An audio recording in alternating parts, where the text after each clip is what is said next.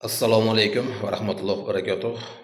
Yana savollar ko'p tushadi xalqimizdan, bemorlardan. Asalari zahri qanday ta'sir qiladi organizmga, kasallikka? Ya'ni bu asalari zahri tarkibida nimalar bor?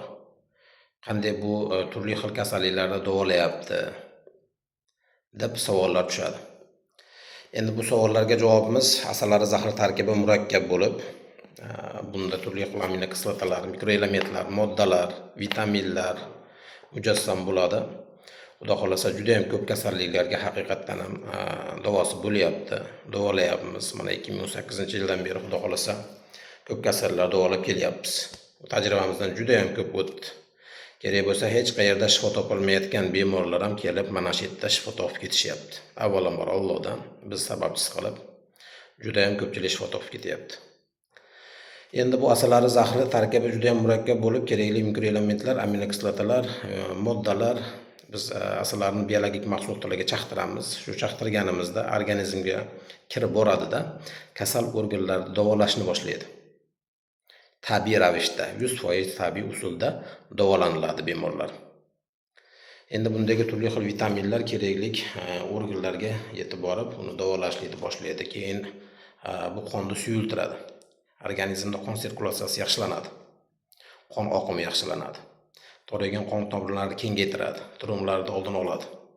Juda ham foydasi katta ko'p kasalliklarga. Mana ko'proq shu poliartrit, bo'g'in kasalliklari keladi bizga. Mana shu yallig'lanish kasalliklariga ham juda ham yaxshi samarali foyda beryapti, xudo xolasa. Hech qayerda shifo topolmasdan kelib, mana bizda shifo topib ketishyapti. Bemorlarimiz faqat shu ertaroq bosqichida keladigan bo'lsa, yana ham yaxshiroq natijaga erishish bo'lardi. Shu ko'pchilik bemorlarimiz shu og'riq qoldiruvchilarni olib, ukolini yoki deylik tabletkasini ichib yoki bir malhamini surtib, o'ziga sal simptomini yo'qotib, og'riqlarni bezovtagachilikda sal pasaytirib, vaqt o'tkazib ko'proq yurib qo'yapti. Bu vaqt o'tishlik natijasida organizmda kasallik ichkaridan jiddiylashib ketyapti. Deylik, birinchi bosqich kasalligimiz ikkinchi bosqichga, uchinchi bosqichga o'tib ketyapti. Ana undan keyin bizga to'g'ri kelyapti bemorlar oxirgi bosqichlarida. Shuni ertaroq bosqichlarda kelishsa, xudo xolasa, tezroq natijaga erishish bo'ladi. Guruhimizda ham juda ko'p bemorlar mana gapirib berishgan shifo topganligi haqida, bizgacha qayerda davolanganligi haqida. Endi demoqchi bo'lganim, har qayerda davolanib turib, keyin kelib bizda davolanishyapti. O'shanda ham shifo topib ketishyapti. Bu degani juda ham foydasi yaxshi degani. Bir 400 dan ortiq videolarimiz bor guruhimizda. Teparoqqa chiqib kuzatsanglar, xudo xolasa ko'p narsaga ko'p ma'lumot olasizlar. Bemorlarda gapirishlaridan bir eshitsanglar, oldin qayerda davolangan, keyin qanaqa holatga tushib qoldi, keyin bizga kelib muolaja olgandan keyin necha kunda shifosini bilishni boshlayapti. Bu tabiiy narsada davolanishlik organizmda haqiqatdan davolash ketadi. Bu simptomni yo'qotib, og'riqlarni qoldirishmasdan haqiqatdan organizmni davolaydi. Mana shu poliartrit kasalliklarda, bo'g'in kasalliklarda, yallig'lanishlarda umuman bartaraf qila oladi. Faqat mana osteoartroz degan tashxis kasalliklarimiz bor. Osteoartroz, ya'ni suvi yemirilish kasalligi hisoblanadi. Buni ham oxirgi darajasiga yetkazdirishib o'ryapti-da ko'pchilik. Endi oxirgi darajasiga yetgandan keyin bu to'laqonli davo topolmay qoladi. Shuning uchun birinchi stadiya, ikkinchi stadiyalarda keladigan bo'lsa, xudo xolasa, juda ham foydasi zo'r bo'lyapti. Yura olmay kelgan bemorlar banisamizdan bir kursda o'zidayoq yurib chiqib ketishyapti. Hassasini tashashib. Shuning uchun asalari zahri tarkibidagi moddalar bu juda ham organizmga kerakli moddalar, mikroelementlar hisoblanadi, vitaminlar. Shuning uchun juda ham ko'p kasalliklarni muolaja qilyapmiz, xudo xolasa. Ko'ngilda xotirjam qilib kelinaveradi. Endi bu faqat asalari bilan emas muolajamiz, eng asosiysi shu asalari bilan. Biologik maxsus nerv nuqtalar, faol nuqtalar mavjud bo'ladi.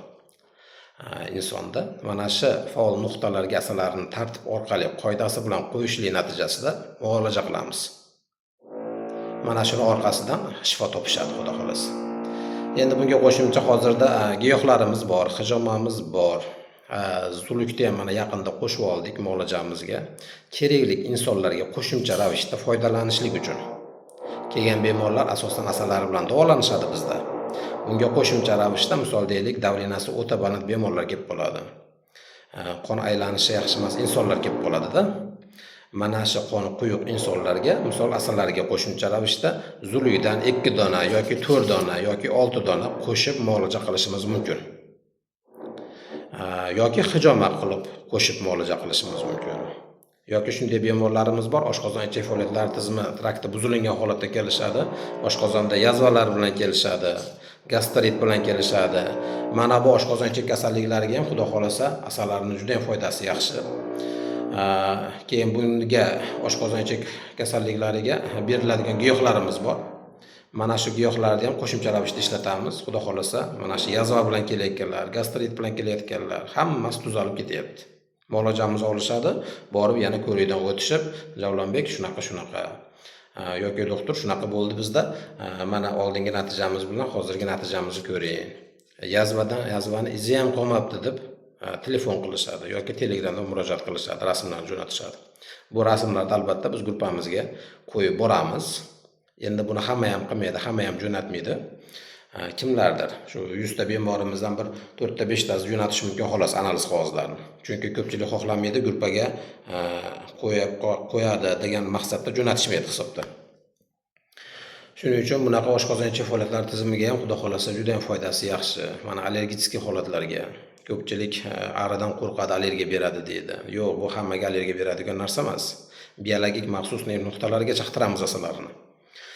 Ya'ni turli xil allergik holatlarda qaytaga biz davolaymiz. Mana shu asallarni davolaydi. Endi asalariga, aynan asalari zahriga allergiya beradigan bemorlar bo'ladi. Bular ham bir ikki turga bo'linadi. Yengil allergiya beradigan bemorlar bo'ladi. Bularni muolaja qilib, shu allergiyadan chiqarib yuboramiz. Qayta asalariga allergiya bermaydigan bo'ladi. Endi allergiya beradigan insonlar borki, ikkinchi toifasi bu, ya'ni juda ham kuchli allergiya beradi. Mana bu juda ham kuchli allergiya beradigan insonlarda ko'p ham muolaja qilmaymiz. Bularga o'zlariga aytilinadi. Bu endi 100 ta bemordan bitta chiqib qolishi mumkin. Bunaqa allergiya beradigan. Shuning uchun bu allergiya berishidan ko'pchilik qo'rqadi, qo'rqmasin. Xudo xolasa, u allergiya beradigan bemorlarga muolaja qilib, shu allergiyasidan chiqarib yuboramiz. Keyinchalik asalariga allergiya bermaydigan darajada bo'ladi. Endi biz biologik maxsus nuqtalarga qo'yamiz-ku. Shuni evaziga. Endi ko'chada chaqqan narsalari shu allergiya berib yuborgan bo'lishi mumkin. Yo'q, bizda lekin unaqa bo'lmaydi. Allergiya berilmaydi. Shu tomonlama ham qo'rqishmasdan murojaat qilsa bo'laveradi, xudo xolasa. Alloh shifo bersin, salomat bo'lasizlar.